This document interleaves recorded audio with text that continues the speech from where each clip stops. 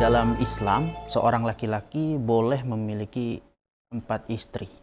Nah, bagaimana kalau misalnya terjadi adanya suami nikah lagi secara siri tanpa memberitahu kepada istrinya? Apakah ini termasuk kategori, mohon maaf, selingkuh atau bagaimana, Bu?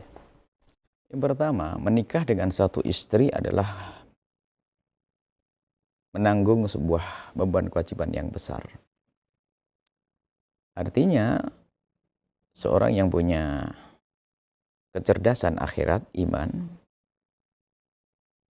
tidak akan mengambil istri yang kedua kecuali sudah mempertimbangkan keselamatan di akhirat karena ada tanggung jawab besar di dalamnya. Bukan urusan syahwat saja, akan tapi ada. Di sana ada nafkah dan sebagainya. Pernah kita mendengar seorang laki-laki, satu istri saja tidak ngasih nafkah. Ternyata dia lompat nikah sana, lompat sini, pasti main-main. Itu yang merusak Islam. Itu yang merusak Islam. Kemudian, kepada seorang suami yang ingin menikah lagi, harus disadari bahwasanya pernikahan ini agung. Poligami bukan untuk guyonan. Dan tidak semua orang bisa poligami. Jangan katakan poligami sunnah, poligami sunnah. Sunnah yang artinya siapa yang melakukan dapat pahala, yang tidak mendapatkan dosa. Satu istri saja ada yang haram kok hukumnya. Apalagi 2 istri. Adapun sunnah Nabi, maksudnya Nabi pernah melakukan pernikahan, ya sunnah Nabi pernah dilakukan Nabi. Tapi sekarang ada orang mengajak orang lain harus berpoligami. Kadang jadi bahan guyonan. Lu kaya mobil 2 istri 1, apaan tuh? Ini Ustadz, Masya Allah. Pondoknya 2, istrinya 1. Kenapa jadi guyonan? Pernikahan adalah untuk kepentingan akhirat. Kepentingan bahagia dunia akhirat. Jangan bikin mainan. Itu yang merendahkan poligami. Orang-orang yang suka dikit-dikit. Masa setiap ketemu orang, istrinya berapa? Perlente ganteng begitu, kaya, fulus. Istrinya 1. Loh. Jadi bahan guyon kadang-kadang. Istri 1 pincang, kayak orang jalannya 1. Coba kalau meja kaki 4. Nah, kenapa jadi bahan guyonan? Hah? Apakah Nabi mengajari seperti itu? Nikah 1 adalah tanggung jawab besar di hadapan Allah. 2, 3, 4. Seorang suami harus begitu kalau melangkah dalam pernikahan. Nah, kemudian bagi seorang wanita pun juga sama. Jangan dikit-dikit mengingkari poligami, karena poligami ada. Jangan, biasa saja artinya jangan dikit-dikit, bang awas ya jangan nikah lagi. Enggak tahu apa-apa suaminya. Dilarang, awas ya jangan nikah lagi.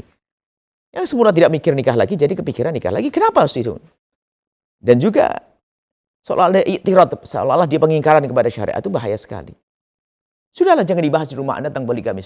Suami pun juga sering jangan guyonan dikit-dikit poligami. Kadang-kadang, wah enak ya, ada lagu istri sudah, jadi guyonan. Biarpun belum menikah lagi, istri sudah merasa tidak nyaman dengan itu semuanya. Atau istri dikit-dikit, bang awas lah ya. Cemburuan yang berlebihan, takut poligami. Bukan seperti itu. Semuanya berjalan. Yang ada di hadapan itu yang harus kita maksimalkan. Suamimu, istrimu. Nah, seperti itu. Jadi semuanya harus menjaga syariat Nabi. Dan jangan katakan orang tidak mau poligami. Ada orang justru memilih poligami. Ada satu keadaan. Tapi yang artinya gini, yang tidak mau berpoligami, dia punya hak kok seorang wanita untuk mengatakan saya tidak mau dipoligami. Biasa. Biasa seorang mengatakan saya tidak mau dipoligami. Bahkan bisa dijadikan dalam syarat saya mau dinikahi tapi jangan dipoligami. Kalau suami melanggar setelah ada perjanjian, maka karena suami telah melanggar perjanjiannya, dia sah mengajukan perceraian. Dan tidak dianggap sebagai dosa karena suaminya telah boleh membuat perjanjian semacam itu. Kalau ternyata suami nikah lagi, dia bisa mengajukan misalnya. Nah, artinya apa? Ini agung pernikahan. Seorang istri jangan dikit-dikit melarang, suami juga jangan main-main poligami. Nah, kemudian di saat terjadi pernikahan lagi seorang suami berpoligami tentunya dengan tadi kami sampaikan ada sebagian orang yang memang maunya dipoligami, dia tidak siap untuk jadi istri tunggal. Pertama apa? Dia sudah punya anak. Ya kan? Kemudian bahkan ada yang tidak status resmi. Kan sekarang ada surat nikah segala macam gitu. Bahkan ada yang kita temukan tidak mau itu semuanya.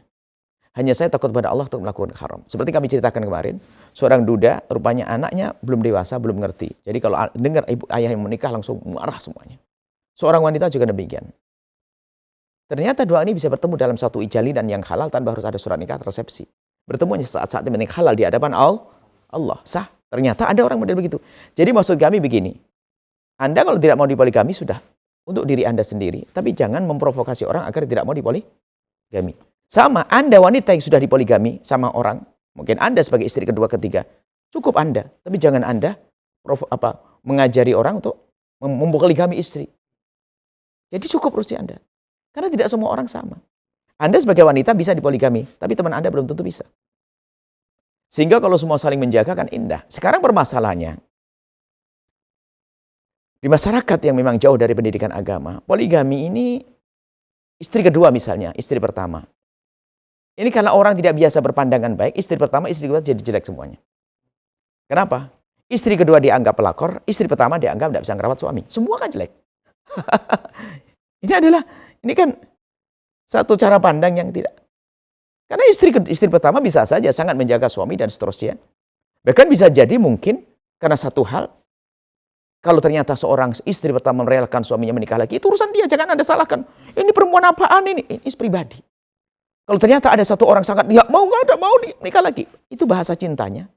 Jadi bahasa cinta sama. Tapi cara mengungkapkan cinta berbeda-beda. Seorang wanita mengungkapkan cintanya mengizinkan suaminya menikah lagi, ada. Karena dia merasa bahwasanya, saya tidak akan bisa sempurna melayani suamiku yang ini, maka saya izinkan. Dengan catatan benar dan sebagainya. Ada. Ungkapan cintanya semacam ini. Ada loh, jangan dianggap sepele. Ada kami melakukan di alam nyata.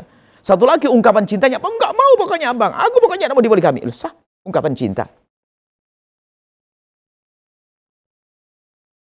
Yang enggak boleh adalah zina.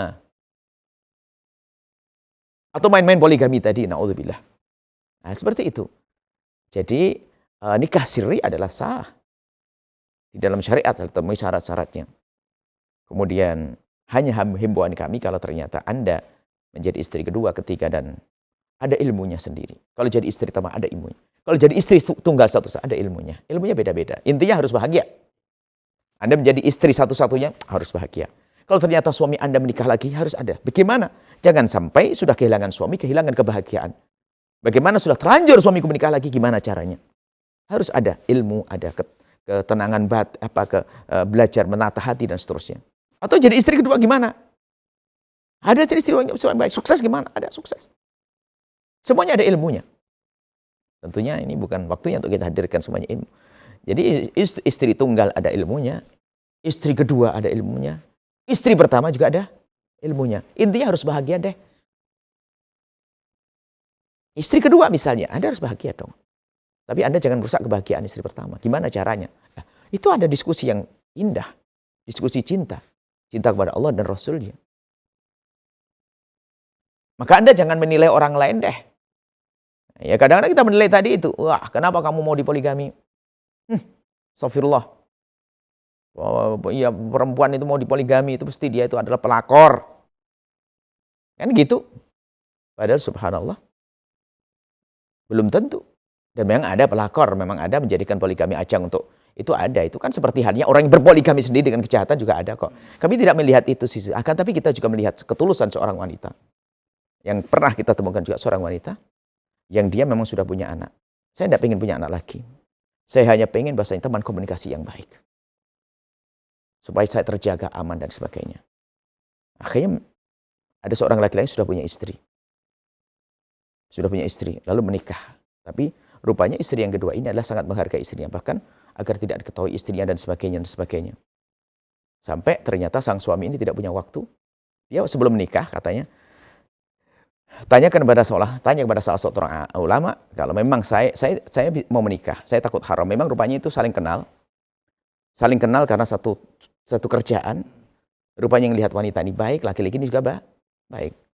Kemudian karena orang cerdas, dia tidak masuk wilayah haram, maka perempuan berkata, sepertinya kalau memang ada kemungkinan untuk halal, bagaimana kalau kita halal?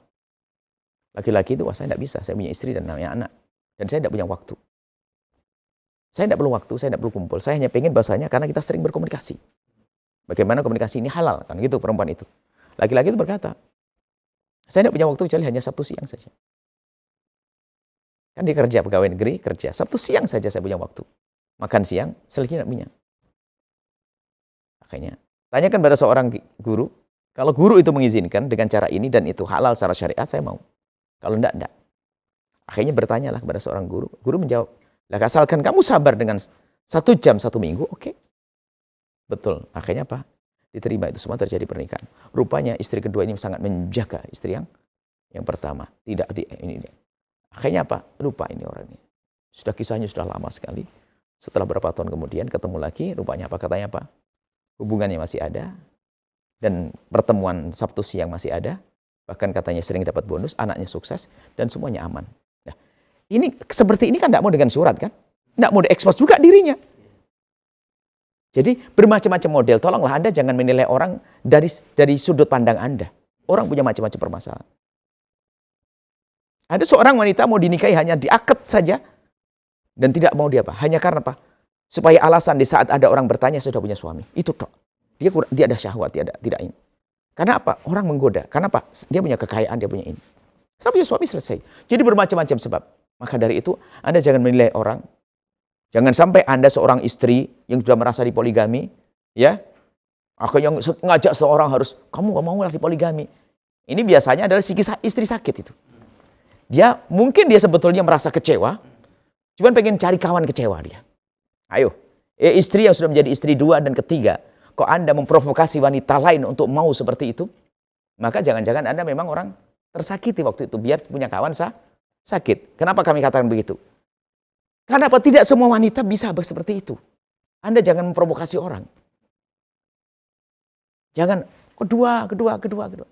Kalau kami nasihati ada seorang anak gadis datang kepada kami, mau menikah, kami selalu sampaikan, carilah yang single dulu. Kan gitu ya? Masa harus pertama langsung cari yang sudah punya suami? Loh, kenapa? Kok promosi? Cari yang single dulu. Kecuali dia berkata, Buya, saya dilamar oleh seorang yang sudah punya suami. Wah, ntar dulu saya lihat. Kalau memang kamu kuat begini, silahkan. Begitu loh. Jadi pendidikan itu harus ada.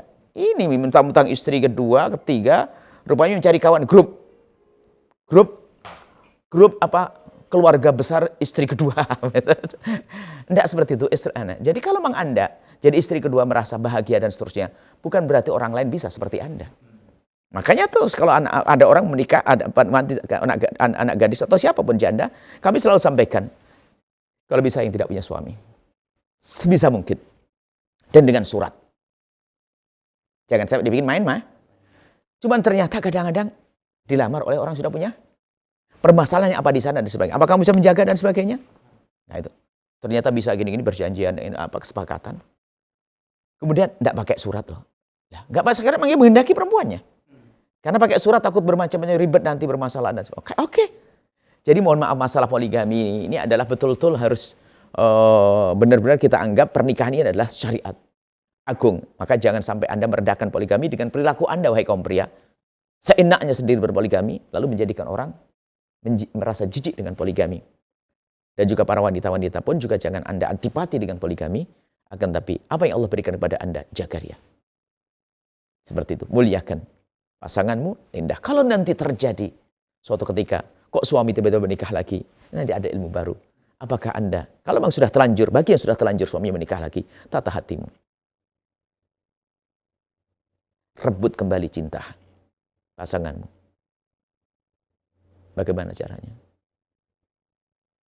Baik-baiklah dengan orang yang dicintai oleh suamimu, maka dia akan jatuh cinta lagi kepadamu. Nah, justru kalau ternyata ini adalah berat bagi Anda, akan tapi ini harus diskusi panjang. Kalau seandainya istri kedua itu ternyata selalu mengingatkan abang, ini bukan jatah hari saya, abang tidak usah kesini. Oh, tambah cinta itu suami. Atau istri pertama tiba-tiba berkata, abang hari ini hari di istana lo ya, jangan lupa. Itu jatuh cinta. Misalnya, ibaratnya seperti itu. Kenapa? Istriku ngerti syariat ini. Istriku menginginkan aku senang dan sebagainya. Bisa saja suami berangkat ke istri kedua nangis dia. Karena begitu hebatnya istri pertama. Tapi semua orang tidak bisa sama seperti ini. Intinya bahwasanya semua orang punya cara masing-masing. Ya, pokoknya jangan Anda menilai deh. Jangan Anda menilai orang, wah, poligami dianggap yang mau dijadikan istri dua, wah Anda tidak benar, Anda pelakor. Atau seorang istri yang mengizinkan suaminya menikah lagi. Apaan kamu tuh mengizinkan suami menikah lagi, apa? Itu urusan masing-masing. Jadi di sini ada beberapa macam model wanita. Ada wanita yang nggak mau dipoligami dan tidak mengizinkan suaminya menikah, sah model itu. Ada yang kedua adalah istri yang mengizinkan suaminya menikah lagi, bahkan dia mencarikan ada, tapi nggak bisa disamakan yang lainnya. Ada yang ketiga, wanita siap dijadikan istri kedua, kan? Macam-macam kan? Ada yang tidak, yang keempat. Anda golongan siapa? Anda menjadi diri Anda sendiri, sudah. Jangan pengaruhi orang lain. Intinya adalah, baik suami Anda, istrinya Anda saja, atau suami Anda, istrinya ada yang lainnya, maka hidup harus bahagia. Bahagia itu yang merencanakan, Allah yang berikan. Allah Allah. Sahabat Al-Bahjah TV, setelah menyaksikan video ini, jangan lupa bersolawat kepada baginda Nabi Muhammad. Shollu ala Nabi Muhammad. Allahumma sholli alaihi wa ala alihi wa sahbihi.